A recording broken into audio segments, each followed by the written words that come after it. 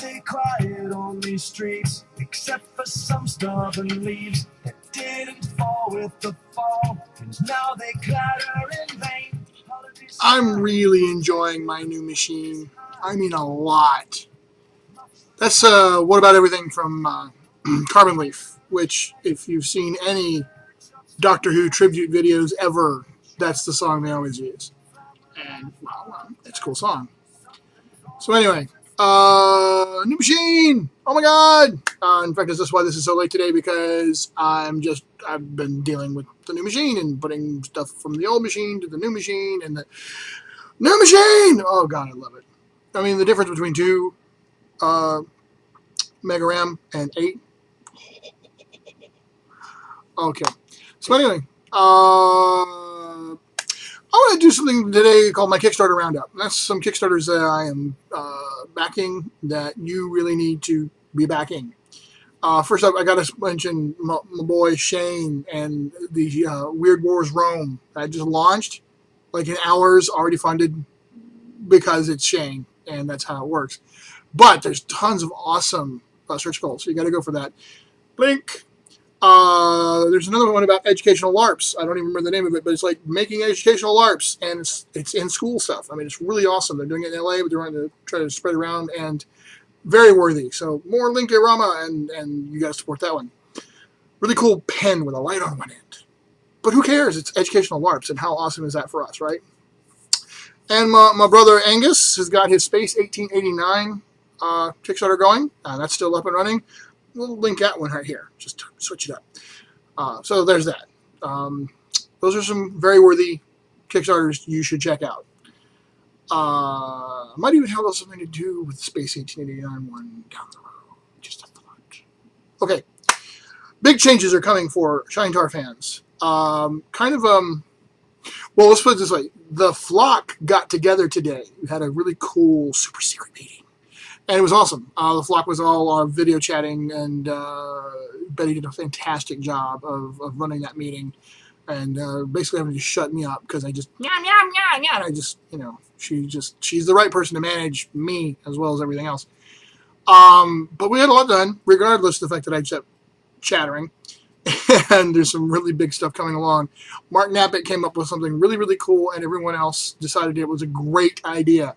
So we worked out the details, and let's just say it's going to be something of an all-in-one solution for all the fans. More on that soon. I was asked, for people wanting to know, about the Goblinesh. Specifically, someone said that I'd like to hear more about the Goblinesh and how you developed them for your setting. Did you pick them randomly and start developing them, or was there a purpose for these 3 races? Why not other classic fantasy races such as trolls, gnomes, or hobbits/halflings?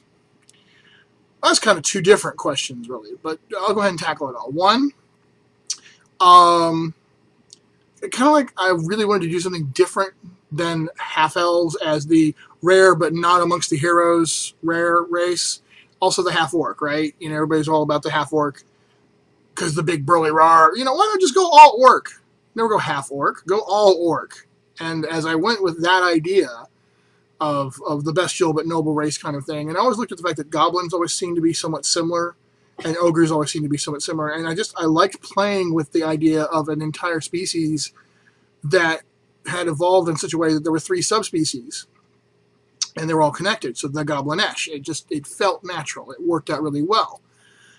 And with the goblins in the place of the small, wiry, lithe, tricksy folk type, I just didn't feel the need for anything else to replace that. So I didn't feel the need for gnomes, which I've never been a fan of anyway, and I fully admit this. Just gnomes are they're the poor cousin of the dwarves as far as I'm concerned, or they're things you put on your lawn. They're just not, for me, they just never worked. All right, you know, you have short, light people that are all tricksy and sneaky, and then you have dwarves, and you don't need anybody who's in the middle of that. I didn't see the point.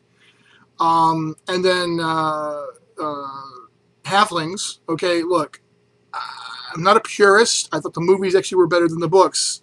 Horror of horrors, but yes, I thought that the Lord of the Rings movies were more entertaining for me, and I was a huge fan of the books. But hobbits belong in one place. There's some things that are just iconic, and they belong where they belong, in my opinion, because that's where they live, they thrive, and to copy them over someplace else, it just doesn't feel right to me. And the halflings or hobbits, Middle Earth, right? That's their realm. That's where they live and breathe, and they're special there. And so that's how I feel about it. Trolls. Well, we have trolls. Okay, that's the corrupted version of the ogre. So I went that whole route with you want your evil, really evil versions of these ugly races, as they like to be called, or the bestial races. You've got your goblins go troglodyte, right? Your orcs go hobgoblin, and your ogres go troll. So that's when they become corrupted. That's what happens with them. So boom. Hopefully, it's kind of a combination of what you said. They just sort of occurred to me. It wasn't random, but I like the idea of playing with that concept, and it felt right. And there was all these back history stuff where they come from versus where everybody else comes from. Also, quite frankly, I really like the role they play in the societal dynamics.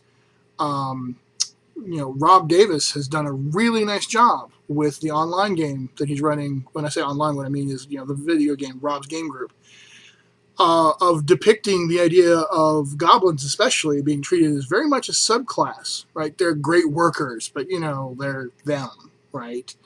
And so you've got your inherent racism going on there. And all the more insidious for the fact that it's not an overt, we don't like their kind around here. And it's much more they're very hard workers. And, but we're losing productivity because I'm missing these guys. But he doesn't really value them as equal beings.